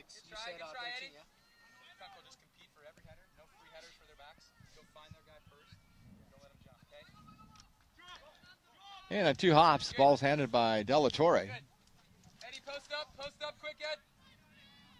I think now it looks like Marymount knows they pretty much sewn this one up. Kind of called back the Dogs so far as their attacking offense is concerned. Yeah, they just want to keep everybody back on defense. Really, I think maybe too the injuries might have had something to do with that. Ball kicked by Venti. It's intercepted by Bono. Bueno, I guess, probably is a better way to pronounce it. B-U-E-N-O.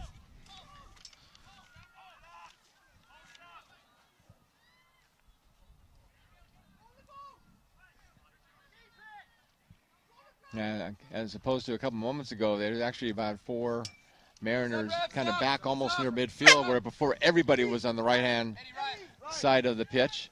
So again, Johnny Ench and Alex Kunkel will come on for the Oaks. Edward Millington comes out for Menlo College. Sean, center mid still. And the other player coming out is Ryan Onizuka, the 5'6" freshman midfielder from Foster City. Get it. Keep playing white. Some of these players look so young. It's like, look at Onizuka. And that's the difference really from Really, 18 to 22, 23 Yeah. years old. 18, you could still really be a kid, where 22, 23, you're seeing men now. Really, you see guys like senior Victor Algren. You know, you see a big kid like Sasha Hecker at 6'3". Yeah, Onizuka, very young looking. And you really see that, too, in college football, which is why most freshmen redshirt. is physically not developed yet to play against 22-year-old men in such a physical sport. And the mental aspect of it, too. As Smith has the ball, he's going to try to see if he can get a shot on goal. No, he's going to pass. Beautiful give and go. Oh, yeah, there's an opportunity. Maybe if they could turn around and get the shot away, but no, Menlo clears it.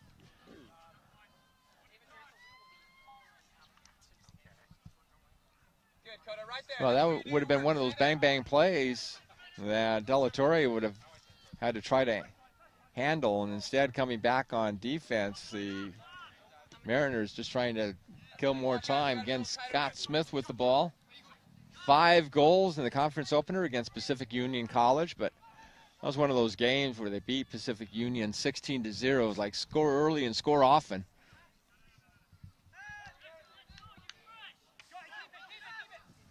Smith with the ball. Comes over the near side to Bradley Venti. Now over to, it looked like Maletti, but stolen away. And with the ball is Kunkel. Now being handled by Kevin Becker. Fight for control. And for the moment, it's going to be handled by Josh Edwards. Kick the ball back to Voglis. Just heard Eric Bucheri pleading on Andrew Cota to find the energy. Really seeing fatigue now affecting Andrew Cota. He's been all over the place in today's game. And of course, temperature today in the high 70s at game time. Going up to about 77 at about this point was part of the forecast towards the end of the game. But just a light breeze to kind of cool things off a little bit, because you can feel the heat sometimes reflect off the artificial turf like we have here at field number 5. One of, I believe, 9 soccer fields here at the StubHub Center complex. Keep it there, White. Keep playing. Finish the job. Very soccer-friendly facility and campus here, Cal State Dominguez Hills. Yeah, it's part of the United States Olympic Soccer Training Program. They also have that at the Velo Sports Center, the Indoor Velodrome, part of the U.S. Cycling Program, and part of the U.S. Olympic Committee as well. And we understand we have less than a minute to play. Had 4 goals scored in the first half, only 2 here in the second. And speaking of second, almost any time we should hear the 10-second countdown. And ball handled on a bounce by Della Torre. I know Della Torre's given up 4 goals, but quite honestly, it's really not that bad of a performance by Della Torre. And you consider how much Marymount has scored in its previous 2 games, really not bad at all. 3, 2, 1. So the horn sounds, the game is over, and Marymount California University, at least for the moment, in a first-place tie with Soka. Both teams at 5-0 in the California Pacific Conference South Division. And for the Mariners, they now go to, I believe, 7-2 overall. And not to mention 5-0. Menlo, first place in the CalPAC Northern Division right now. We'll see whether or not how long they stay in that. Right now, our man of the match, and I think it's probably pretty easy to declare who that is.